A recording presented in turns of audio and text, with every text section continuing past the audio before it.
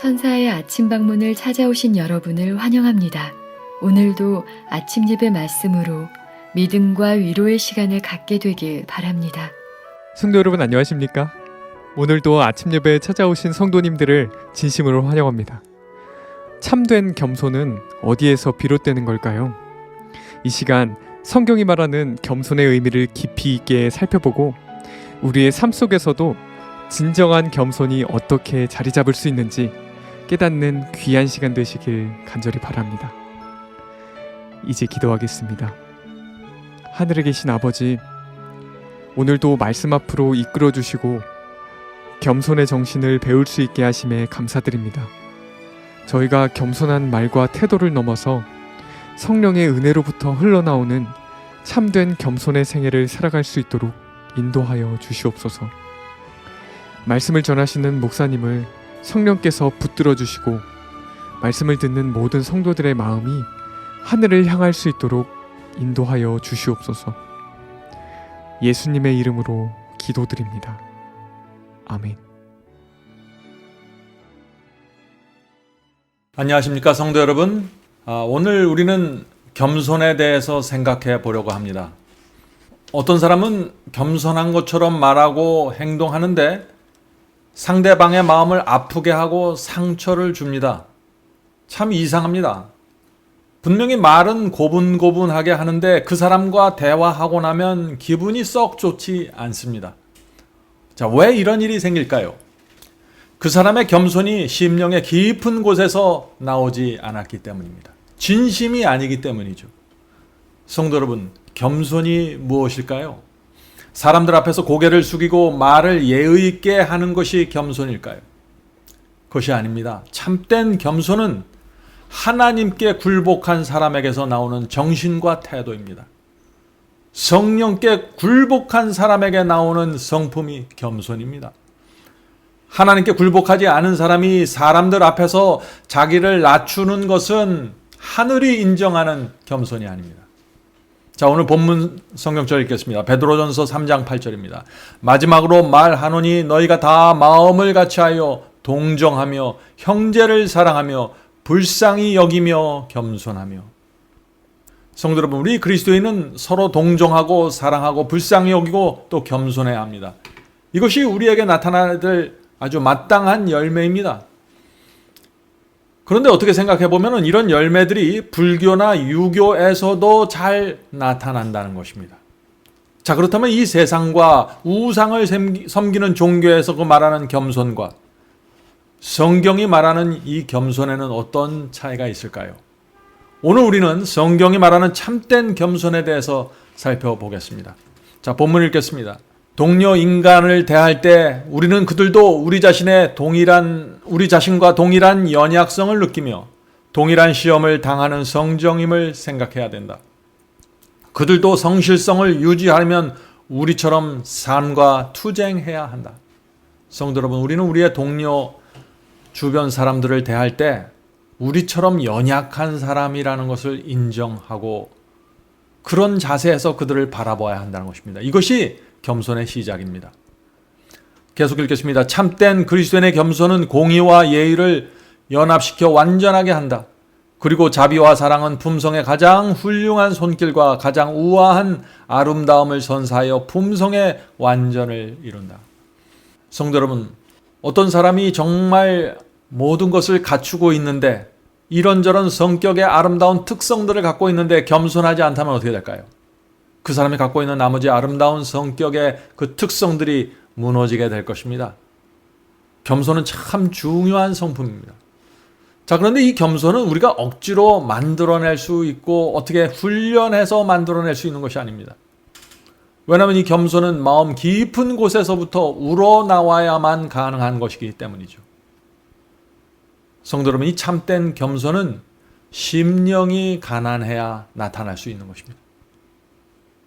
심령이 정말 하나님을 향해서 가난해져 있어야만 이 겸손한 심령이 나타날 수 있는 것입니다. 그래야만 내 뜻, 내 감정, 내가 원하는 것을 다 내려놓고 하나님의 뜻을 바라보고 그분의 처분을 바라보게 되는 것입니다. 이런 사람들은 주변의 사람들에게 겸손해질 수밖에 없는 것입니다. 성도 여러분, 우리가 어떻게 겸손의 경험으로 들어갈 수 있을까요? 예수께서는 나의 멍에를 매야만 겸손을 배울 수 있다고 말씀하셨죠.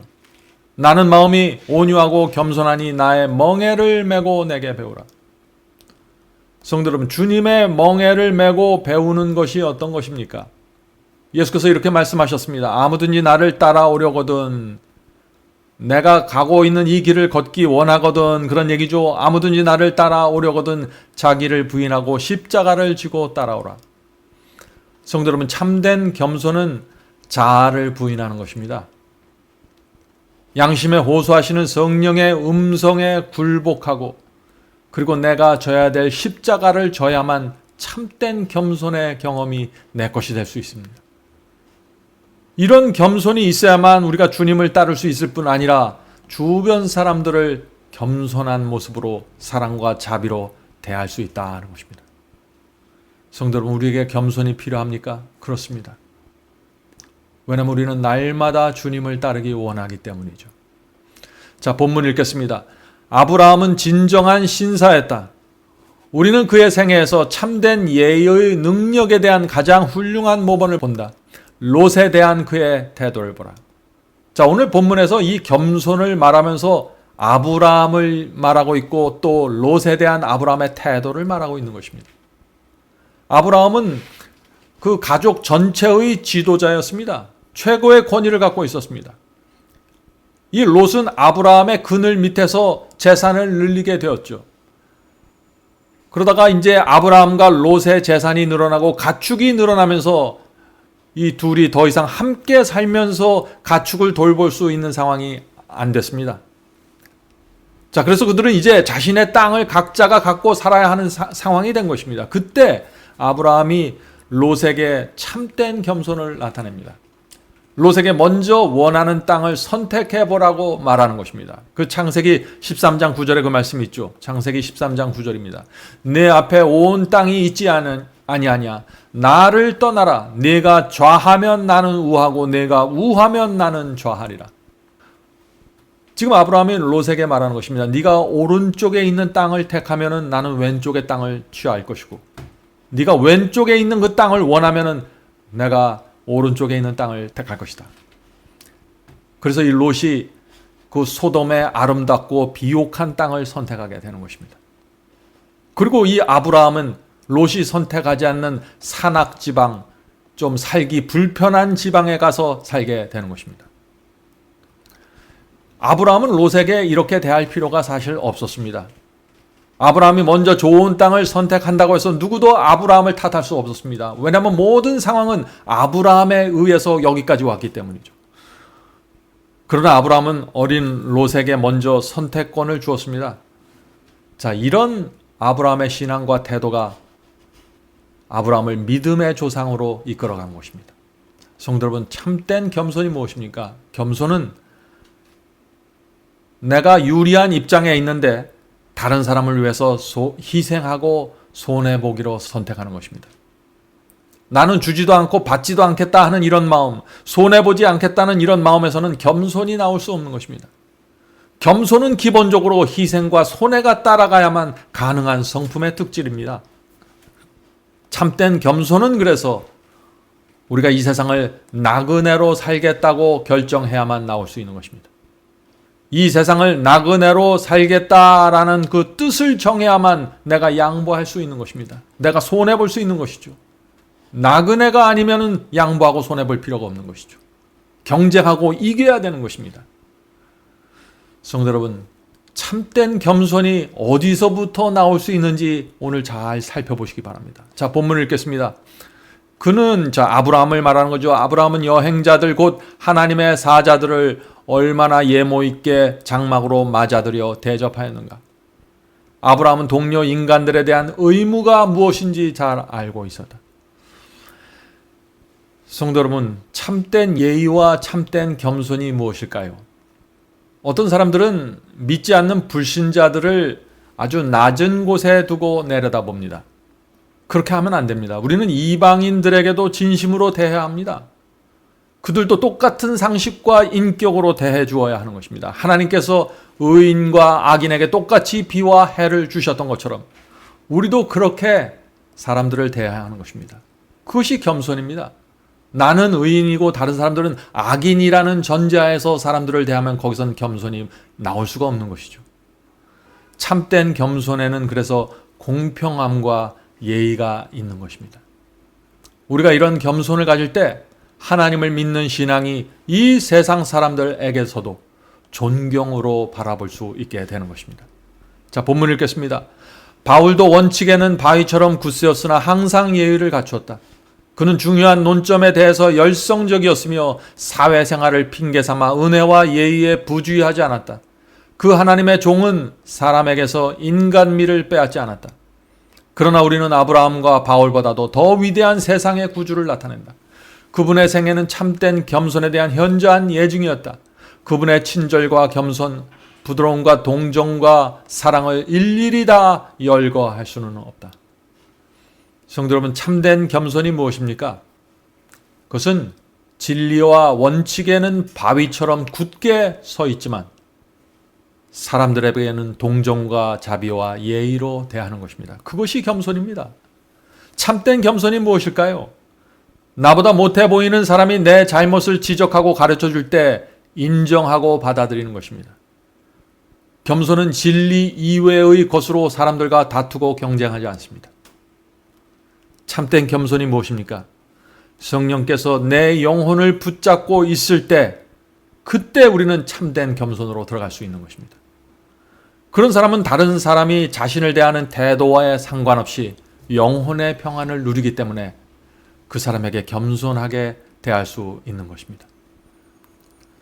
자, 본문 읽겠습니다. 그리스도의 놀라운 겸손은 얼마나 온화하고 아름다운 광선을 전생에 걸쳐 비추었는가. 그분은 노동으로 지치고 피곤한 모든 사람을 위해 친절한 표정을 짓고 격려의 말을 해주었다. 그분은 가장 무력한 자들을 돕기 위하여 준비되어 있었다. 성도 여러분, 겸손한 생애를 살려면 준비되어 있어야 합니다. 겸손을 나타낼 수 있는 준비가 되어 있어야 하는 것입니다. 그 준비가 무엇일까요?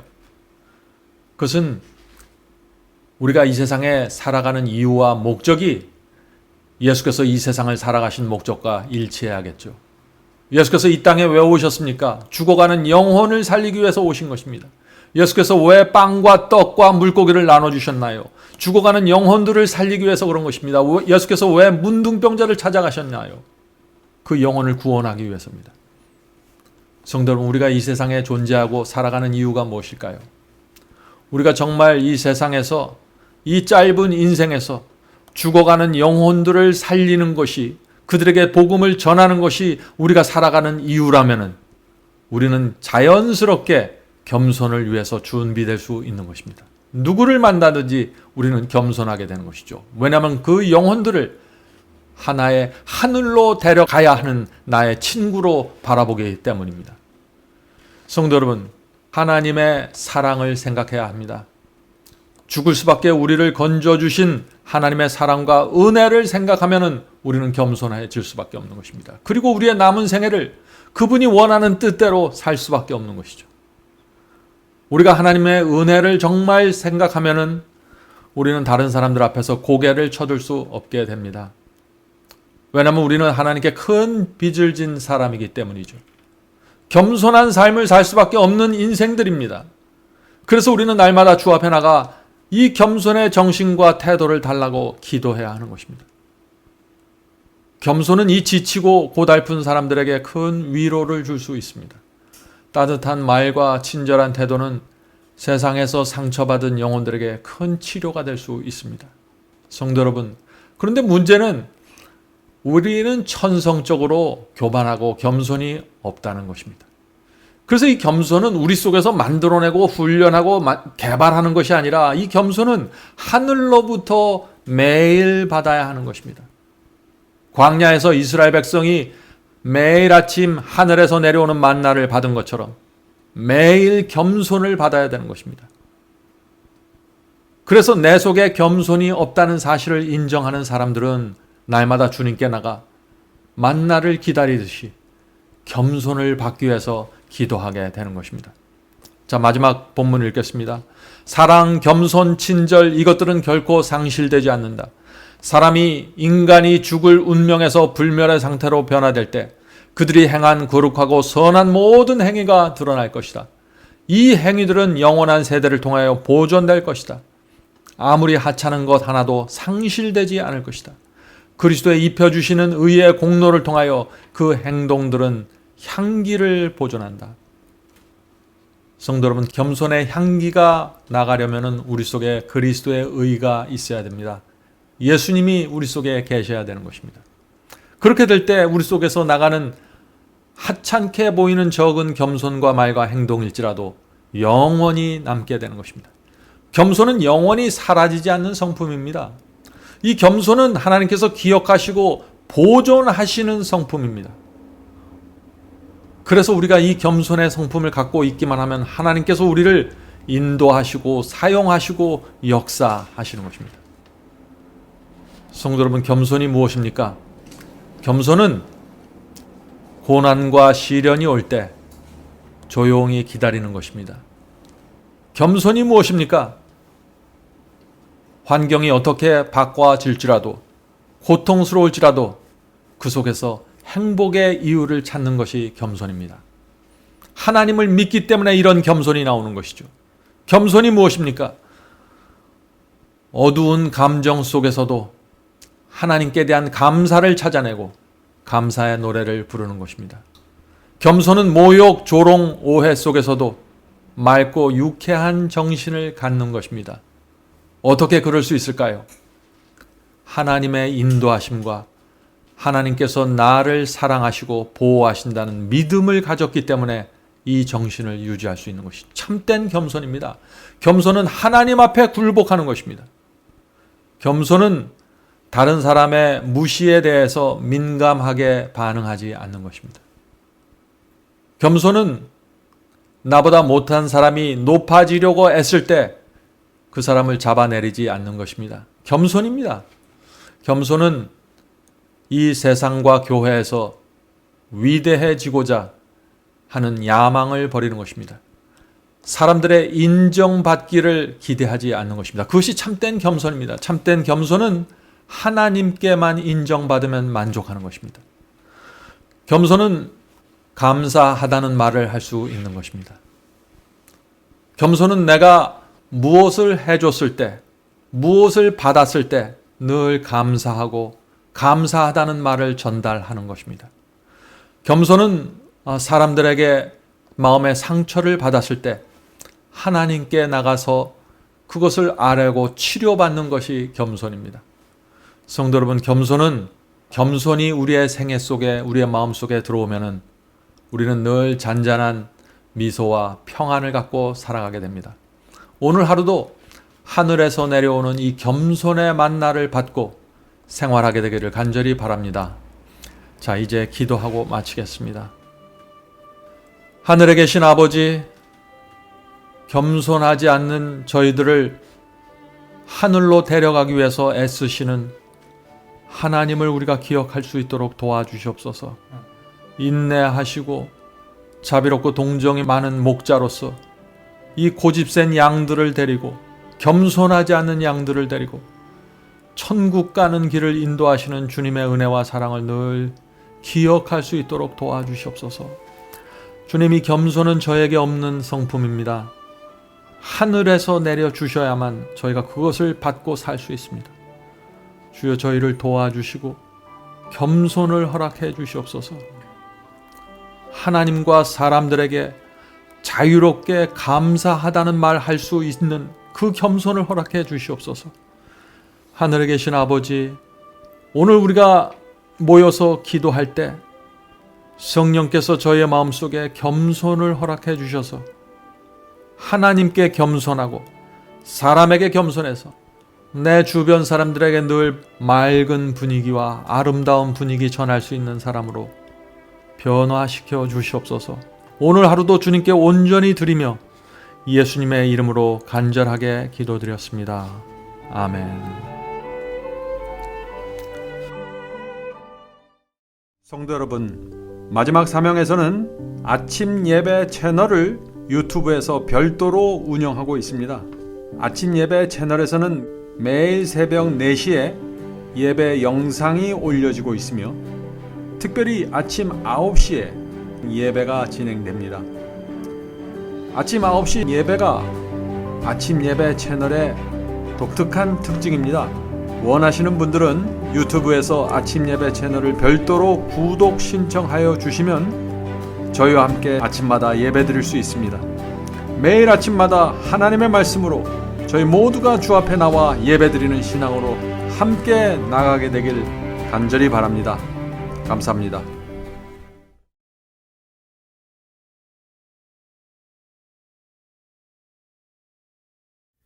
죄짐 맡은 우리 구주 어찌 좋은 친군지